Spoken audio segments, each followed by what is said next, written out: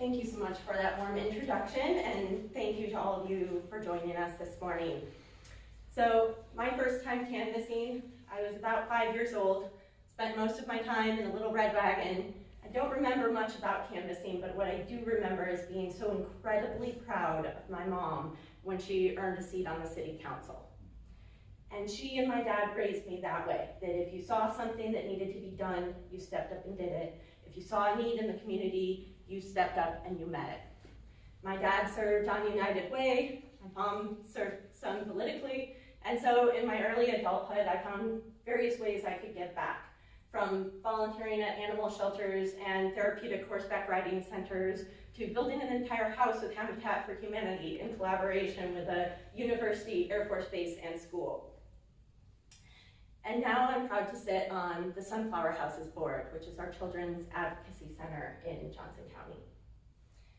I also got involved in races as I came to the Johnson County and northeastern Kansas part of this community, and was very proud to start dusting off those canvassing skills again, making phone calls, and seeing how a voice could make a difference in helping others. And then 2022 came. And I found myself sitting in an incredibly unique district with a unique set of qualifications for that time. So a little bit about this unique district. It's newly drawn, rather creatively. And it includes, yeah, so I like to call it the K-10 snake because it does kind of snake along K-10. I have south of K-10 here in the Lawrence area, including, south of pretty much where we are, if we go south of K-10, south Eudora, and then we hit the Johnson County line and we go up north of K-10. Pick up DeSoto, western Lenexa, and western Shawnee. So kind of lines, I can tell you I'm getting plenty of steps in. But it's a brand new seat, open seat, and I also have some unique qualifications because over my career, I've gotten the privilege to work in education, infrastructure, and healthcare, which are the three key focuses of my campaign. So I spent 5 years in higher education, not only working in the marketing and communications department, but getting to serve as an adjunct faculty member.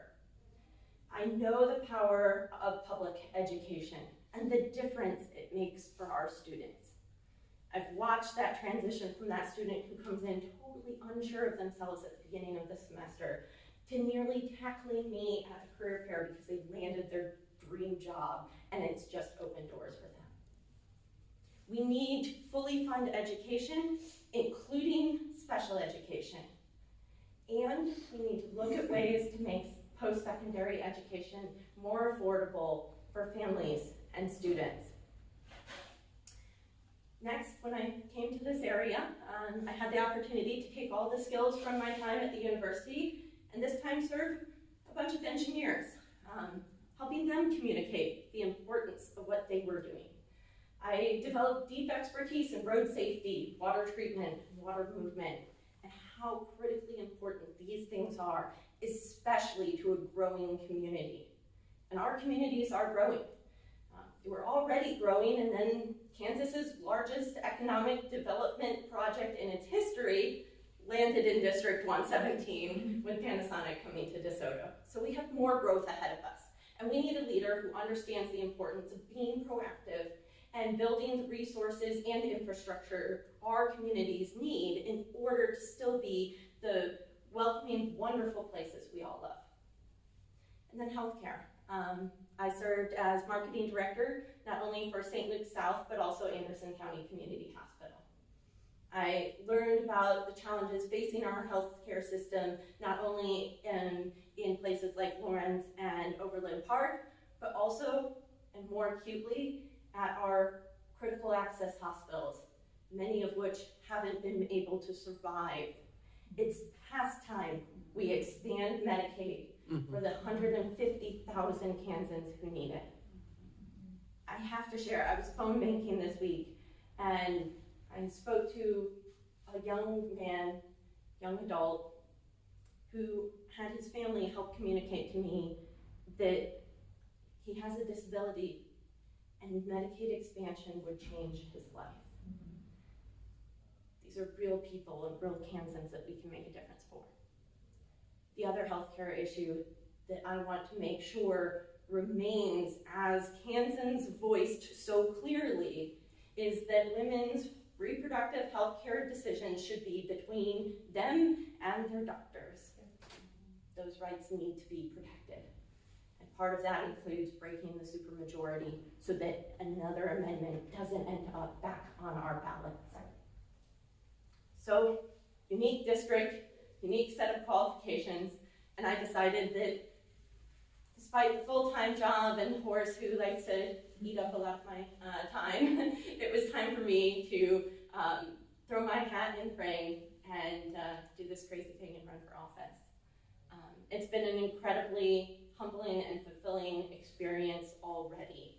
Meeting people at their doors, hearing their stories, hearing the difference we can all make, and feeling the warmth and wonderful welcome of so many volunteers, activists, and other people who have come together not only on August 2nd, but are ready to see us through to the finish line on November 8th.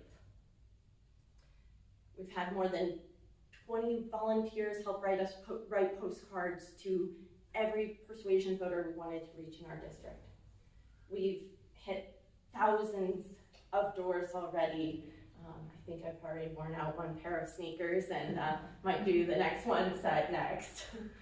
But we're far from over. We're in that final sprint, this most important time here until November 8th, not only to finish finding and persuading those people that we don't know are out there, our allies who don't know there are allies yet, but also in getting out the vote, because it's so critical that we help the people who showed up in record numbers on August 2nd to remember to show up again on November 8th.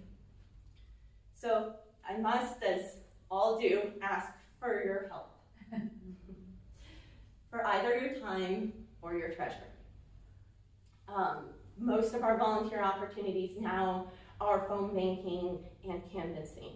We've got phone banks going every week on Tuesdays and Thursdays. And if you're interested in canvassing, if someone isn't as experienced, we've got some wonderful electeds helping join me to have experienced people we can pair up with new canvassers so they can build that confidence and experience, and we can grow the number of people helping make this happen. So I would love to have your help on the campaign trail. I also have a really fun way that you can donate and get involved, which is Wednesday, September 28th at Lawrence Beer Company. I am so proud to be partnering with Christina Hasswood on Loggers for Women Leaders for the Kansas Legislature. It's going to be a great time. We also might have some special guests from throughout the state joining us. So you can find more information on my Facebook page about that. Would love to have you all join us for that event. And of course, my information, you can find me on Facebook and Twitter as Courtney, the number 4, Kansas, and also my website, Courtney, the number 4, Kansas.com. Thank you for having me this morning. Thank you for all each of you are doing this year. And let's keep the energy going, and let's win on November 8th. Okay.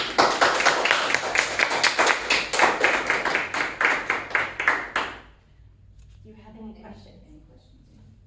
So are you our candidate here in Lawrence? I live on the west side. South of K10. So south of Lawrence, like all of the kind of rural areas south of Lawrence. But not the city itself. Not the city itself. Looking at the map, you've got Hesper, Sibleyville, border on Finland, Pleasant Grove. Yeah. Got So all of that. It's hard because it's hard to give that a singular name other than our vast area south of Lawrence. Definitely a snake. That's a good way to describe it. Yeah. It is. How they got by with that, I'll never know. So How they redistricted. I'll tell you some good news that gives me a lot of excitement about our district, and we have a real opportunity to say you thought your gerrymandered us, Mm-hmm. try again. So Laura Kelly would have won this district had it existed in 2018 by 5 points. Run the data for if this had existed. And not only that, but the no vote passed by 64% in this district. Yeah, and you're talking about one. What, Your my district, your 117. 117. So we ran it precinct by precinct to look at, okay, Wow. what did this break down here? So, I mean, they drew us a challenging map and we're gonna meet and see their challenge. Yeah, it feels like you should, anything you should say should be a noun, a verb, and an abortion. Basically.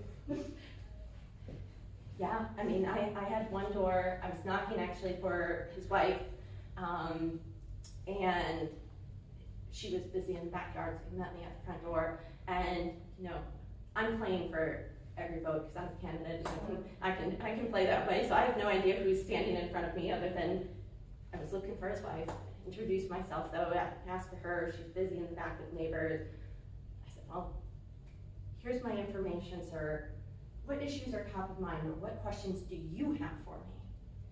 And he goes, how'd you vote on August 2nd? I mean, just cut right to the chase, and I was like, okay, game on. And I said, well, sir, I voted no because I really felt like that was absolutely government overreach, and that should be left to a woman and her doctor. And he reached out and shook my hand and said, thank you. He goes, thanks first for being honest with me and straight with me. He goes, second, that was really important to my wife and I.